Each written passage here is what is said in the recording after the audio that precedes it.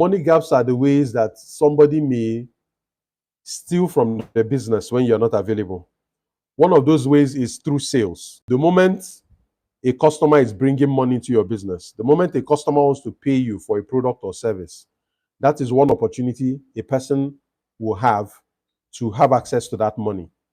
Now, for some businesses are lucky such that the only way the customer can pay is to the company account. Maybe they don't hold cash. So for some business owners, the power they have is that they are in control of the sales, because the moment a customer pays money, it goes direct to an account and it's difficult for anybody to touch that money, right? So you need to be able to plug that gap.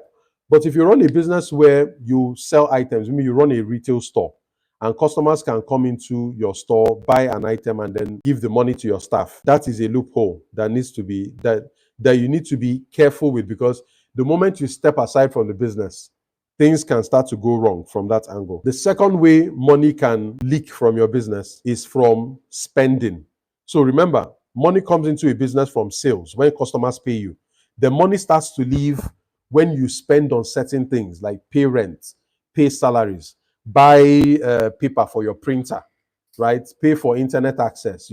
By the time you start making all those payments, that's how money leaves the business. So if people can find a way to spend money to get you to release money for them to spend, or spend money and justify it on the basis of they need something, they need to spend that money, but then the money is going some other way.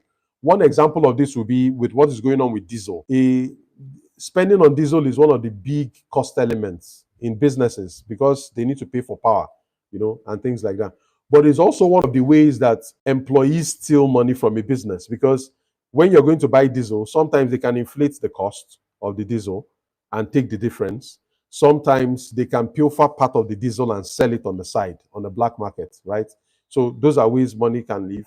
The third way money can leave your business is from your products. Your products and assets, if somebody steals your product, the person can sell it outside and take the money. Or if somebody steals your asset like your computer or your car or something, that's also a loss to the business. So my first consideration usually is to make sure you plug all those gaps. If you are away from your business and a customer needs to pay money, is it likely or unlikely that somebody can steal some part or all of that money? That is one key question you need to address before you get keen on systematizing a business, right? And why I'm saying all this is that when you want to systematize a business, there are three core areas that make it difficult for you to systematize a business. The first is the one I just talked about now, which is the finance. Some business owners cannot step away from their business because they need to control the money. The moment they step aside, things will start going wrong. Money will start getting missing. Leaks will start happening in the business. So because they need to control the money, they have to stay in the business. And that's why they cannot separate themselves from the business. They always have to be present to take money, receive money from customers. They always have to be present to approve money to spend. They always have to be present to overlook and supervise any money that is being spent.